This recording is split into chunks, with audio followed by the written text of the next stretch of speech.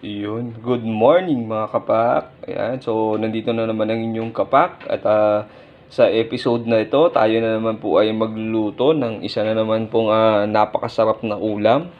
So, ang lulutuin po natin ngayon is yung laging niluluto ng mga Pilipino tuwing Friday. Ayan. Kasi ngayon ay Friday, so magluluto tayo ng munggo gulay. Ayan, munggo mga kapak. So ito na mga ingredients natin. Subukan natin lagyan ng kamoting baging yung ating munggo mga kapak. Yan, tapos lagyan din natin siya ng talong. Ito yung panggisa natin. Sibuyas, bawang, luya at saka kamatis.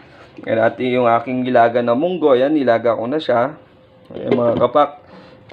Ayan mga kapak, tapos yung aking nilagang baboy. Ayan, ito po yung aking isasahog. Ayan, so init-init pa, sorry. Ayan.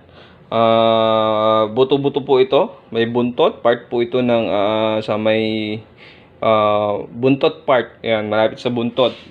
Ayan, yan po yung ating pansasahog ngayong araw na to.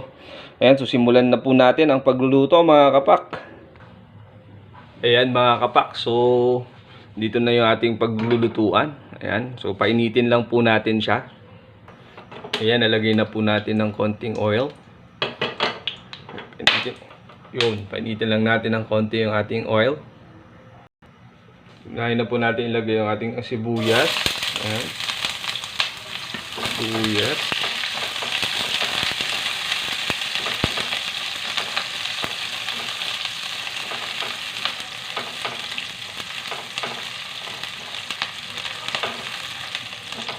Ayan. Next na po natin yung ating bawang, tsaka luya. Ayan.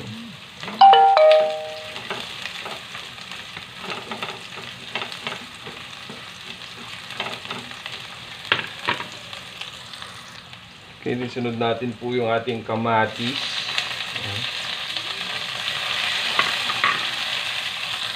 Lalagyan po natin ng isang sili para mayroon siyang konting kurot. Ayan.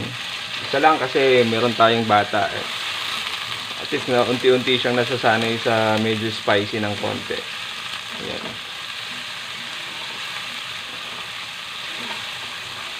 Ibisayin lang natin to mga kapak. After nito, lagyan na natin yung ating baboy.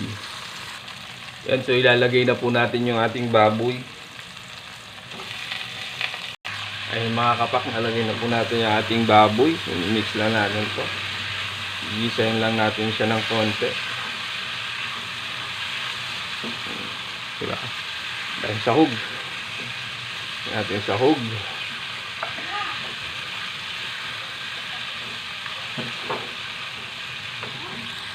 After nito, in-next natin dito yung ating munggo mga kapak. Ayan mga kapak, ilalagay na po natin yung ating munggo. Ayan, munggo gulay. Ayan. Alright.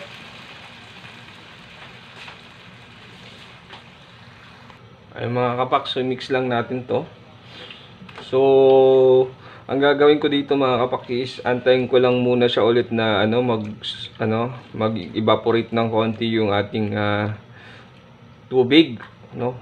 Mag-subside ng konting tubig, mabawasan ng konti. Pakulin natin para may chance pa na medyo lumambot pa ng konti yung baboy. At saka, 'di ba? Malambot yung baboy. Ayan, papalaputin natin ng konti 'yan. So, tatakpan na po natin 'to, mga kapak. Then after that, lagyan na natin yung talong, tsaka yung next na yung kamote. 'Yun. Mga kapak, update. Ayan, kumukulo. Ayan. So, medyo marami pang sabaw. Bawasan pa natin. Hindi pa siya ganun kalapot. Hindi niya pa na-achieve yung gusto kong lapot niya. Kaya, ayan. Kaya muna natin siya dyan kumulo pa. Panulit natin. Balikan ulit natin maya-maya. Ayan, tingnan na natin mga kapak. Mukhang okay na yung ating okay na. Ayos na yung lapot natin mga kapak. Ayos na itong lapot nito. Okay na to. Lagyan na natin yung ating mga gulay. Diba? Lagyan natin yung talong. Lagyan natin yung talong. Yan.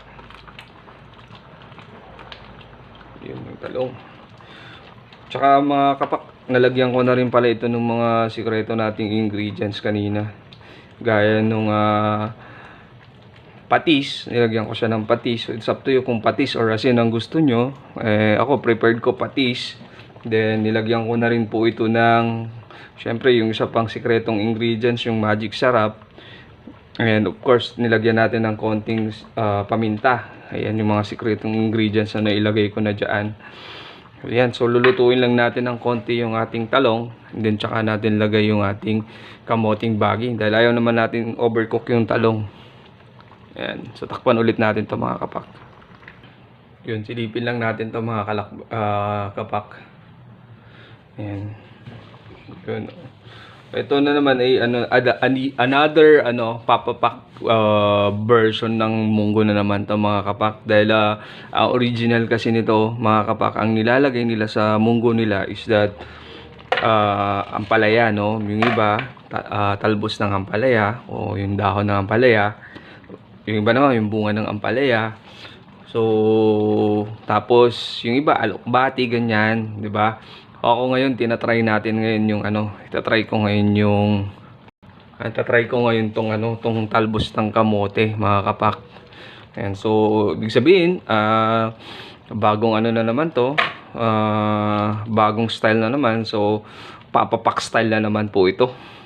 Munggo, papapak style. Ayan, so malambot na po yung ating yung ating talong. Lagyan na natin ng kamote. Lagyan natin yung talbos ng kamote. Tapos may na-harvest pala ako na bubuwit na okra dun sa aking mga tanim dun sa labas mga kapak. Dahil kinuha ko na. Dahil pag di ko pa kukunin unahan tayo ng mga nakikihingi. Ayan. Anyway, okay lang naman. Ito, lagyan natin yung ating talbos ng kamote. Takpan natin. Tapos patayin na natin yung apoy kasi maluluto na yan sa init nung ating nung ating sabaw, kawali. Yan. Ito na to.